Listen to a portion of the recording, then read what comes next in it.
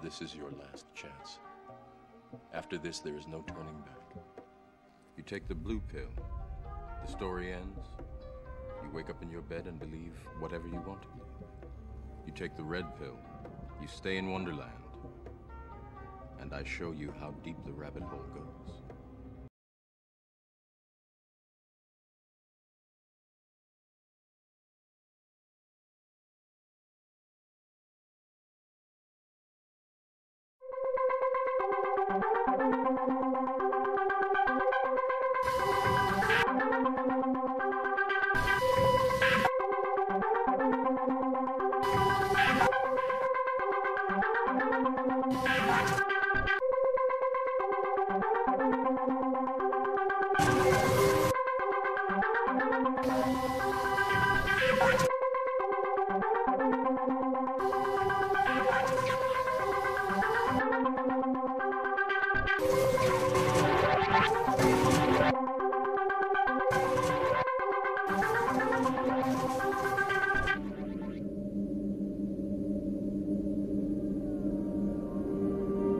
What you call a Joe cell as such, if you call it that, I didn't call it that, other people have, but the Joe cell with round rings, that thing has been built off the universe and the planets. Now, I didn't do it in the first place that way. I found out it lines up 100% to exactly that.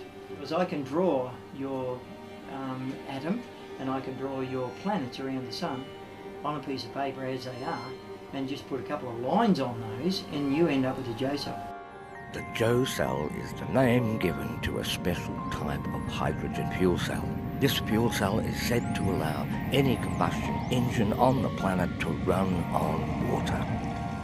In '92 we bought a V8 rover from the wreckers. Petrol at that stage was 42 cents a litre. Government always tells the truth. They said the petrol never ever exceed 42 cents a litre. 1 week later, after we had the car on the road, it had hit 53 and rising quickly. I just went, grabbed this stainless steel from the scrapyards, threw it all together in some weird order. I don't even know why, how or anything. On a Friday afternoon, which was my son's birthday, the 9th of October, I threw it onto a car. This was on the rover, this cell. Now, I didn't hook it up to the carburetor, to the intake. I don't even know why I put it where I put it. But it ended up going, hooking up plain straight water through these neutral plates onto heat exchange on the 79 Rover SD 13500, not fuel injected, just carburetor. Disconnected all the fuel lines, all the fuel, everything else. Disconnected them, not left them on, pulled them all off. Hit the key, the damn thing run. The Joe cell is claimed to function something like this. It starts with the water. Tap water goes into a conditioning tub. A series of magnetic plates with electrical current negatively charge the water over a period of hours. This negatively charged water goes into the cell. To tune it in, electric current is applied for a short period. Inside the cell, stainless tubes which are positioned in strict relation to the golden mean ratio receive an oscillating DC current. By tweaking this combination, a frequency is created that allows the water to break into its two parts easily. The hydrogen is fed directly into the carburetor, replacing the petrol. If it works, the Joe cell is a standalone onboard energy device. It's claimed to get about 100 kilometres per cup. Well, the whole idea behind hydrogen fuels is basically a version of that, but the fact is that it takes a lot of energy to separate oxygen and hydrogen in order to break up water molecules. You need to put in a lot of energy to break the bonds, so that when you burn hydrogen again, it liberates a lot of energy and becomes water again. You got the taco there? We put the cell together and put it on his rover, and lo and behold, it continued to running after we turned the fuel off. So we looked at each other and said, righto, where's the candid camera? Because it just couldn't be this simple. Get with the Joe cell, it's coming to you with the electropulsing hydrogen power that will blow your engine away. Get on the frequency groove and plug your caboose into the energy that's loose with the total Overunity tower power.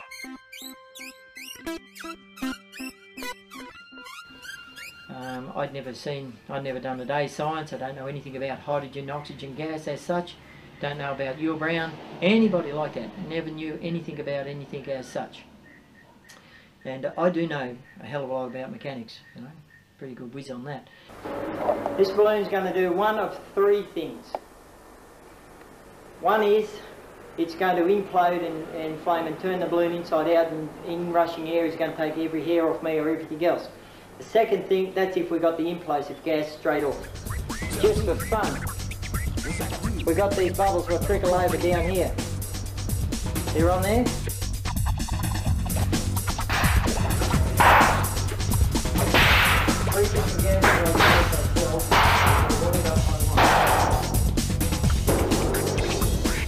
That had a yellow flame to it. The balloon fragmented, and we've got a frequency in it which is hydrogen. That's a low negative wave. This is power on.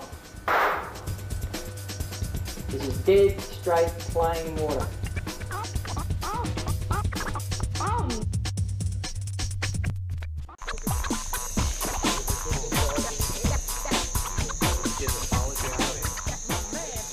If you have that above the water in that cell, she will only suck up any water or splashes to that. Okay? But there's a different thing happens if you put charge to that. We disconnected all the means of petrol getting into the carburetor. There's no petrol getting the carburetor, there's no return carbon to the tank. That was disconnected. We run it completely dry. We purged the bowl of the carburetor with negatively charged water. We actually poured water into the float chamber of the carburetor and cleaned it out. We gave it a long time to really clean it out, make sure it wouldn't fire.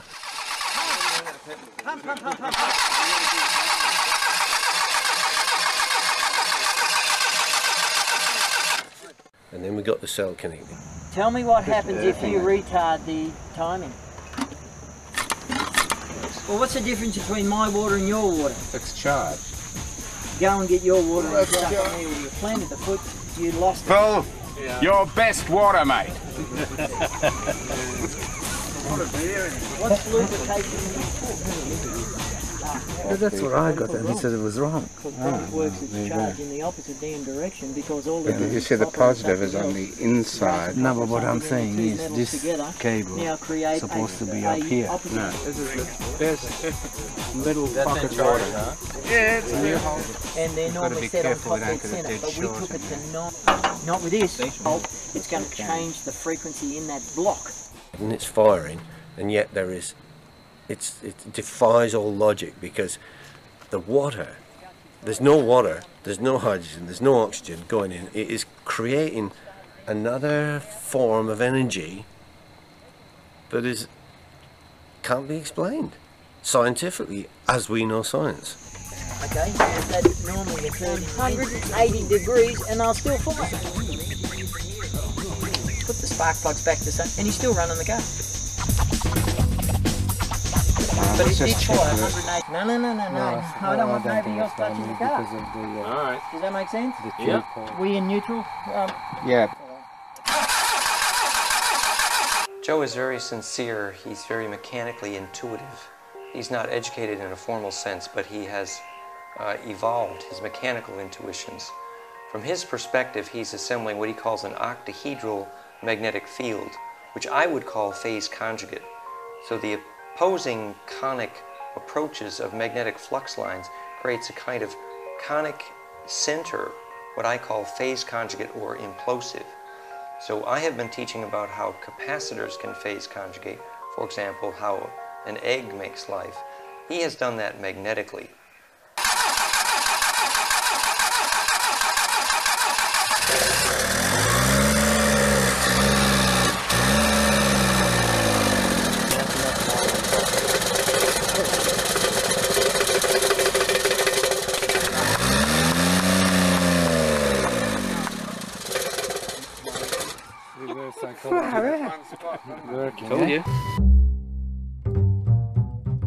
So the laws of energy conservation in combination with the laws of thermodynamics tell us that you can't get more energy out of a system than originally went into it.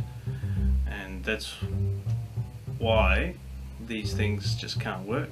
It really doesn't make sense to me that this stuff could work. If you think about the water-powered car, for example, if you're splitting hydrogen and oxygen, burning it and getting water out the other end, you could make a closed loop where the water comes back into the system, and if you're getting more energy out than you put in, the thing will just run forever once you get it started.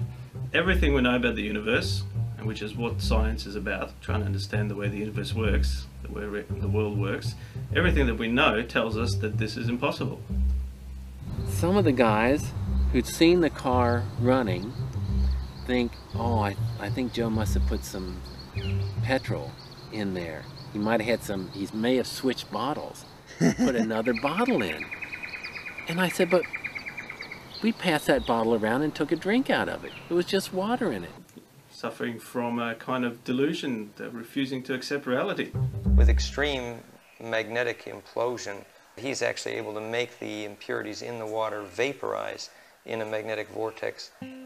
I believe that does relate to the use of the H.H.O cell classically for hydrogen, in that the concentric rings of the metal cylinder that were used, he actually would identify which end of the metal pipe was extruded first in the process of manufacture, because there'd be a little bit of ion bias in the direction of magnetic line up and down that metal piece of pipe.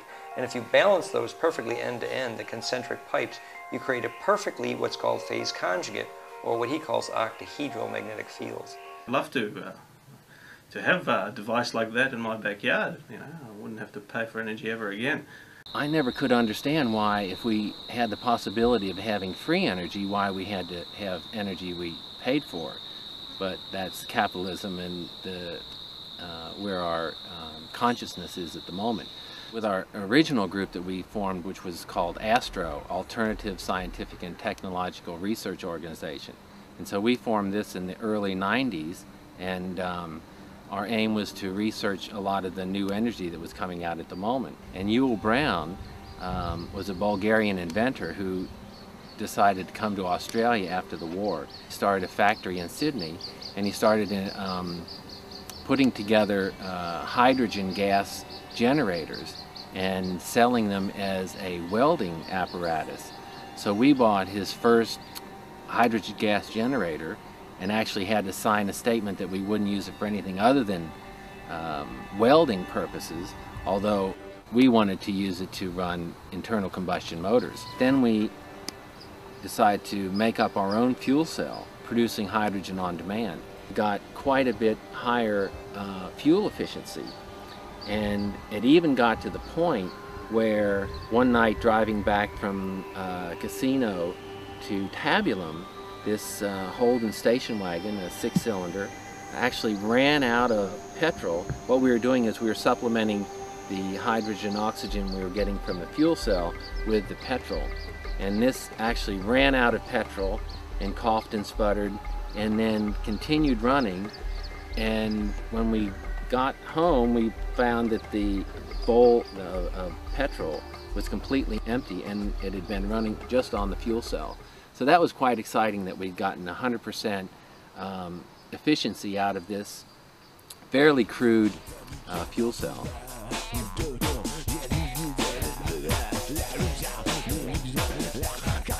What happened after that was we started telling friends about it, and they started to have some success. Everyone started talking, and it seemed to get, everyone was getting excited about these fuel cells.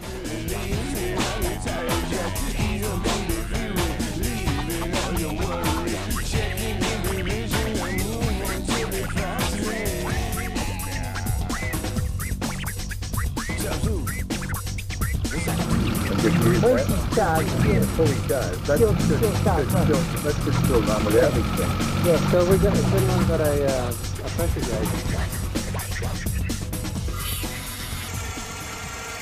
Yeah, in the morning, I get a bang on the door. It comes out in my dressing gown. Here's Professor Ron Davis, who apparently wrote up all the science for Yul Brown on Brown's gas, hydrogen and oxygen gas. And he's fronted at me doorstep, and he's driven from Sydney all night long. You know, I'm Professor Ron Davis. I said, huh? You know, hydrogen, oxygen gas, Yul Brown's gas? I said, sorry. And don't know what you're talking about. He said, oh, anyway, by the way, he said, I heard that you've got a car running off water. Yeah, well, whatever. Yeah, I did. Yeah. He said, could I have a look at it? I said, sure. So went out the back and everything else, and so on. He's supposed to know all this stuff. So here's this big long cylinder you can see plain water up into. It's got a glass end and everything else. And so we hooked it up to the car, hit the key. He checked everything that had no fuel and everything else, so on. Fired it up, and that surprised him. I said, you know what's in the tank? Nothing. You know there's no lines connected? Right? We go for a drive.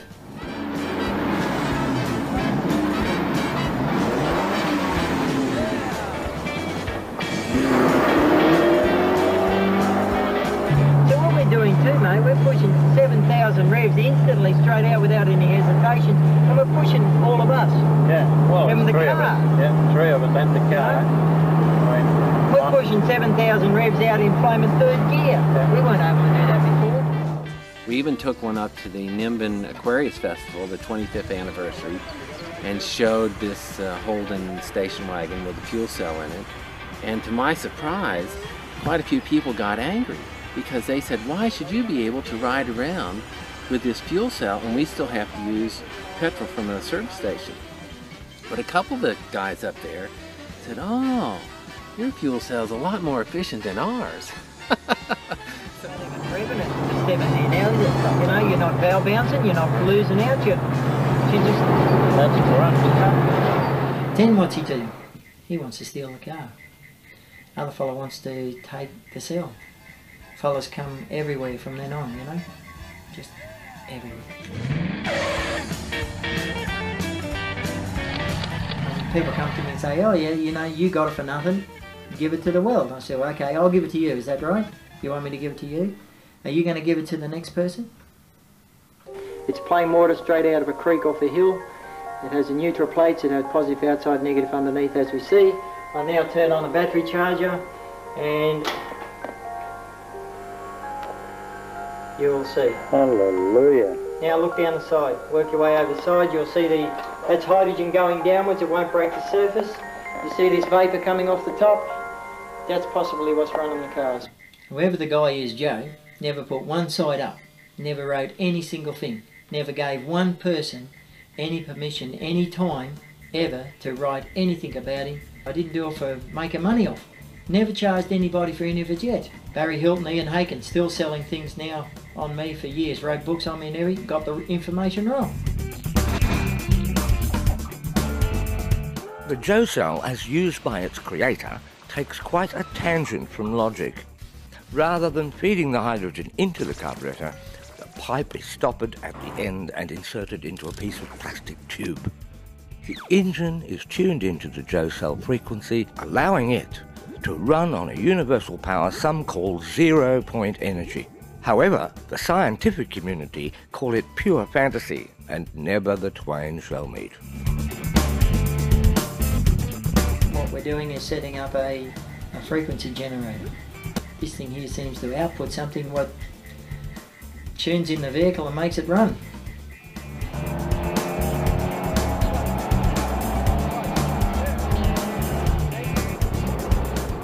The car that runs on water is not actually running on water. No, it's running on an energy created by the water. That's the way I see it. They don't use water. Can't possibly be running water because the outlet from the cell is connected to a dead end. I didn't understand why the vehicle seemed to start and run perfectly when nobody else seems to be able to hit it. This stuff works very strangely. So I just went on and did different cars, probably 20 or 30 cars. Learnt more information about things, built plates and cells and everything else. No electrolyte, no power input, different plates what shouldn't be connected. We get electricity off the cells. We get implosion, explosion, we get all these different gases. We ended up getting a resonating field within the tubes. So we actually have tubes in place that aren't electrically connected but are within the electrical field producing gas. So we've got excitement happening. What happened with the RTA was to get the hydrogen fuel cell approved by them, they wanted to have a couple of cells in new cars that they could test crash.